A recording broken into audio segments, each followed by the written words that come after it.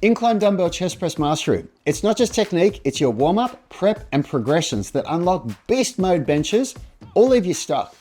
Screw up that warm-up, skip the prep, or ignore progression, and you're capping your strength, killing muscle gains, or straight up inviting shoulder hell.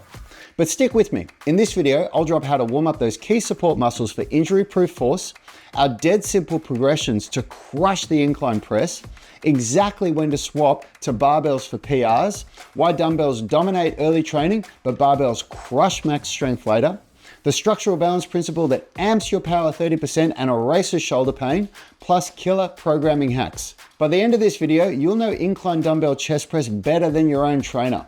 Let's build that stronger bench. All right, let's dive in, starting with that warm up, because if you nail this, your presses will feel like they're on rails. Kick things off with active and passive hanging. Just grab a bar, let your body hang loose for passive, feel those shoulders opening up, your thoracic spine unlocking, and your whole spine decompressing like a reset button. Then shift to active. Engage your lats, pull your scapula down, and hold that tension. This isn't just stretching, it's firing up those scapular stabilizers that you'll need for every rep of your bench press. You don't need long, just 30 to 60 seconds total is plenty to get the blood moving and the joints primed. Then drop to the ground for trigger point release on the lats. Because tight lats, they yank your shoulder into internal rotation, killing your ability to retract and depress the scapula for a solid bench. A killer press lives or dies on that retraction, so we're freeing those lats to let you own the movement. Plus, this is one of the best ways to crush and manage shoulder pain long term. Grab a foam roller and roll up and down those lats, nice and slow. I like a rumble roller for that deeper grind, but start with a basic foam roller, and if it's too easy, then level up. Hit both sides for a quick 30 to 60 seconds each, then go surgical with a lacrosse ball. Dig into those tender spots along the lats, breathe through it, and release. And when you get up for the actual chest press workout, we always run a 4-3-2-1 warm-up pyramid. Say you're hitting your first working set with 50-pound dumbbells per hand. Start at 50%, so 25 pounders for 4 reps, and then flip to the antagonist lift and match it, so 4 reps of 50% of what you're going to lift on your first set for the rows as well. I'll break down why we pair rows with presses in that 1-to-1 ratio when we cover structural balance later in this video. Next, ramp up to 75% of your first set. So for this example, about 37.5 pounds for 3 reps on the press and then 3 reps on the row. Next, 90%, so 45 pounds for 2 reps, and finally 100%, so your full 50-pound dumbbells for 1 rep on the press and rows. Rest a couple of minutes and then crush your first set. This isn't some generic stretch or fluff, it's laser specific for benching. It primes your nervous system, wakes the muscles, pumps blood where it counts, boosts joint mobility, and sets you up to lift way more weight, way safer. You'll feel the difference from rep 1. If you want to learn how this system applies to the whole body, not just the bench press, I've made a killer video for you. There's a link in the description. Now that you're fired up, let's lock in the technique, because the incline dumbbell chest press done right isn't just a chest builder, it's a full body masterclass in structural control, tension, and precision. Our setup? It's all about the most rock solid base to unleash max force without risk. Like we always say, you can't generate high force from a weak foundation. And that foundation? It starts way before the press with your trunk, shoulders, feet, and grip. First up, trunk position, the modified powerlifting arch. We're not talking that crazy competition bridge. This is a smart curve that lifts your chest and pulls your shoulder blades into a locked, stable nest. Shout out to Sebastian Oreb, our friend, the Australian strength coach who worked with us at Unity Gym and taught us this technique. This setup is gold. Why? Because it cranks force output while slashing injury odds. Here's the magic. The arch retracts and depresses your scapula against the bench. It shortens the lever from the chest to the shoulder to cut anterior shear on the glenohumeral joint, and it lines up those sternal pec fibers right under the load for pure efficiency, and boosts thoracic extension for smooth shoulder mechanics. Next, shoulder position, scapular retraction and depression. The shoulder is the most mobile joint out there, but mobility means instability without muscle smarts and scapular lockdown. That's our cue. Shoulders back and down every time. So you retract and depress the scapula, and you build a fortress for the humerus. It anchors the shoulder blades to your ribs for a bulletproof base. It lights up the lower traps, rhomboids, and rotator cuff to hold position and stops the humeral head from drifting out of position, which is how you get pain and injury when you lift heavy. Locked shoulders tell your body it's time to go, so the nervous system green lights heavier loads. Tension through your entire body is your nervous system's governor. Give it stability and it'll hand you strength on a platter.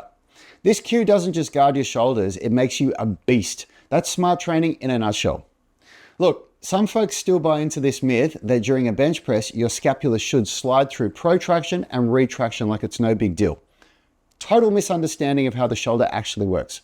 It's like saying that for a squat, you should rock up onto your toes at the bottom of the squat to get that deep stretch and then heel plant at the top of the squat to max out ankle range of motion.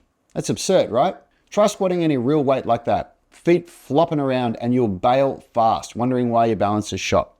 The scapula are the feet for the bench press. If they're not locked down, you don't have a stable platform to drive off. No base, no power, just wobbles and tweaks. Sure, there are exercises where your scapula are free to protract and retract, such as push-ups, dips, and handstand push-up progressions. Those let your scapula protract, retract, depress, and elevate freely without messing your support, because it's a closed chain setup with hands planted on the ground. But the bench, open chain, body on the bench, lock the scapulas for stability, and watch your bench strength explode. Third is foot position, building tension from the ground up. It ignites your feet, so pull them back and position them under your glutes. Knees down, toes clawing the floor while heels drive down like you're shoving the earth away. This chains tension from the feet, through the glutes, core, all the way up to the top, creating tension through your entire body. Glutes fire to lock the pelvis and steady the lumbar. Core braces for intra-abdominal pressure, and the whole kinetic chain fuses into one unbreakable unit for flawless force transfer. Powerlifters call it irradiation. Tension in one spot amps the whole chain. Remember, strength leaks through weak links. Every joint from toe to hips has to pull its weight. With active legs and trunk, the press feels lighter, snappier, and locked in. Last on the setup is grip position. For shoulder health and neural variety, your grip calls the shots on shoulder rotation, pec recruitment, and joint stress. In the UMS early phases, we stick to a semi-supinated neutral grip because it slots the shoulder into a slightly external rotation, centers the humeral head, eases anterior capsular strain, skips over-reliance on pec mobility or too much internal rotation, and smooths scapular rhythm. Killer for tight pecs, rounded shoulders, or any past tweaks. Now that we've got the technique dialed in, we need to talk about preparation. Before we hit the incline dumbbell chest press full throttle, we need to create structural balance in the entire complex. Skip it, and you're instability capped, not strength limited. The UMS mantra, you can't fire a cannon from a canoe. Stability first, always. Our strength testing measures ratios based off the flat barbell bench press. If you don't want compromised shoulders, then I highly recommend you build a seated dumbbell external rotation and trapped free raise with 12.5% of the weight you can bench press, and balance your rows with bench pressing. So that means that when you train the incline dumbbell chest press, you do a 1-to-1 ratio of sets and reps to a rowing exercise. Because if you have imbalances, your nervous system throttles output to protect you. Flip it, and your body senses safety and unleashes max potential. So develop those external rotators, posterior delts, mid and lower traps alongside your pecs and anterior delts. And you're not just dodging injury, you're unlocking much more power, muscle growth, and waving goodbye to shoulder pain. Now, dumbbells shine for structural balance, but they're a stepping stone. So once you nail symmetry and compress about 80% of your body weight for 6 to 8 reps combined, we shift to the barbell for bigger loads and neural punch. That's max strength territory, but you earn it through balance. So let's talk programming. Pair the press and the row in alternating sets. So A1, a chest press variation, and A2, a row variation. It balances anterior and posterior shoulders, speeds neural recovery, and hammers symmetry. And if you want to be really efficient, do lower body flexibility between sets of the press and row as active recovery. That's how we get strong and flexible in the UMS in half the time it takes everyone else.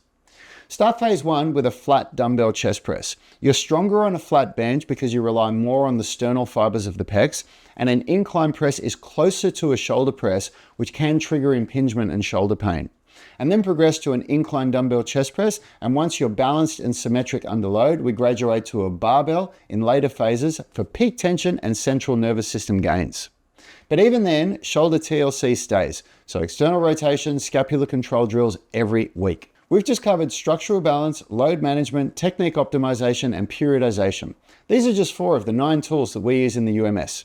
If you want to see how we build a body that's stronger, more flexible, and fitter than you were in your 20s, click or tap the screen to watch that video.